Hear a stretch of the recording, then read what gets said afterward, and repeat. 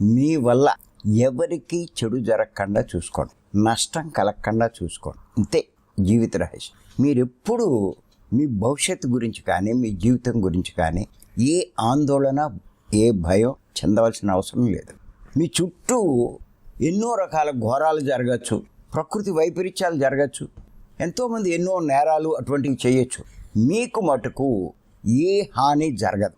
ఒక రైలు యాక్సిడెంట్ అయ్యి ఎంతోమంది చనిపోవచ్చు, కాలిపోవచ్చు, మీకు మటుకు ఏమీ జరగదు.